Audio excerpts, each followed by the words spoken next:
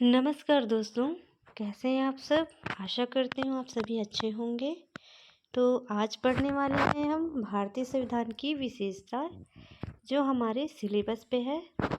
तो चलिए आइए देखते हैं भारतीय संविधान की विशेषता।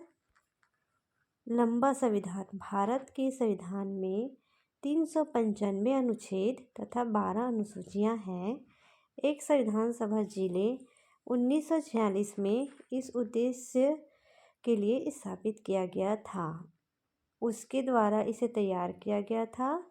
भारत का संविधान दुनिया में सबसे लंबा संविधान है क्योंकि किसी भी अन्य संविधान में इतने अधिक अनुच्छेद शामिल नहीं हैं। जैसे अमेरिका हो गया, उसके संविधान में कितने हैं? 7 अनुच्छेद हैं।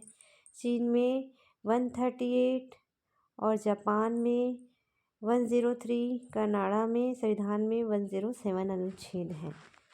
भारत एक संप्रभुत्व, समाजवादी, धर्मनिरपेक्ष, लोकतांत्रिक और गणराज्य है।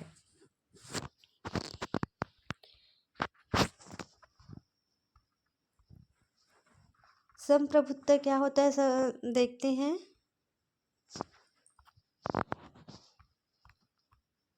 संप्रभुत्व शब्द का अर्थ है सर्वोच्च या स्वतंत्रता। भारत के किसी भी विदेशी आंतरिक शक्ति के नियंत्रण से पूर्णतः मुक्त संप्रभुत्व संपन्न राष्ट्र है। यह सीधे लोगों द्वारा चुनी गई एक मुक्त सरकार द्वारा शामिल है तथा यही सरकार कानून बनाकर लोगों पर शासन करती है। समाजवादी।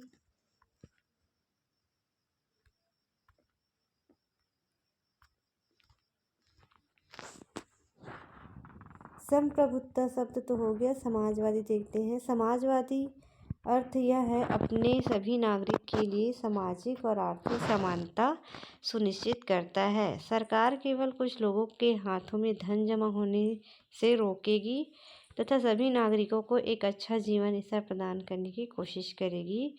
इससे यह भी संकेत मिलता है कि भारत सभी रूपों में शोषण के खिलाफ है और अपने सभी नागरिक के लिए आर्थिक न्याय में विश्वास रखता है। धर्मनिरपेक्षता पढ़ते हैं।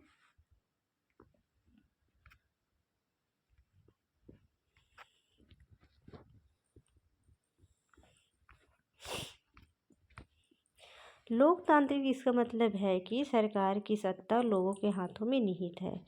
लोगों को अपने निर्वाचित उन प्रतिनिधियों के माध्यम से इस शक्ति का प्रयोग करना होता है जो इसके लिए जिम्मेदार है। गणराज्य का मतलब यह है कि राज्य के प्रमुख एक वंशानुगत राजा नहीं होते हैं, यह जनता के द्वारा चुनी जाती है। संघीय सरकार क्या होती है? संविधान एक संघीय रूप में सरकार प्रदान करती है। एक महासंघ में 2 सरकारें हैं, एक केंद्रीय स्तर पर, दूसरा राज्य स्तर पर। सरकार की शक्ति को केंद्र सरकार और राज्य सरकार को बीच में बांटा गया है। मौलिक अधिकार और उनके मौलिक कर्तव्य देखते हैं। मौलिक अधिकार और मौलिक कर्तव्य संविधान की सबसे महत्वपूर्ण विशेषता है। मौलिक अधिकारों को लोगों के उचित नैतिक और भौतिक उत्थान के लिए आवश्यक माना जाता है। ये अधिकार इन अर्थों में मौलिक है कि यदि देश की विधानमंडल द्वारा पारित कोई भी कानून संविधान द्वारा प्रदत्त इन मौलिक अधिकारों के प्रति अनादरपूर्ण है तो उस कानून को संविधान द्वारा शून्य व प्रभावहीन के रूप में घोषित किया जाएगा। आगे देखते हैं। संविधान के कुछ प्रावधानों पर संसद में साधारण बहुमत से संशोधन किया जा सकता है। कुछ प्रावधानों को तो संसद के 2/3 बहुमत और कम से कम 50% राज्यों द्वारा इसके अनुसमर्थन में संशोधन किया जा सकता है। शेष प्रावधानों को 2/3 बहुमत से संसद द्वारा संशोधन किया जा सकता है। एकल नागरिक महासंघ में आमतौर पर हमारी दोहरी नागरिकता होती है। जैसे यूएसए में हर नागरिक संयुक्त राज्य अमेरिका का भी नागरिक है और जिस भी राज्य में वह रहता है वहाँ का भी नागरिक है। लेकिन भारत का संविधान हर भारतीय के लिए सिर्फ एकल नागरिकता की प्रदान करता है।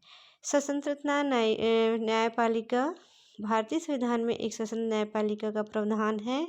न्यायपालिका को कार्यपालिका और साथ ही विधानमंडल में भी स्वतंत्र कर दिया गया है, जिससे न्यायाधीश निष्पक्ष न्याय दे सके।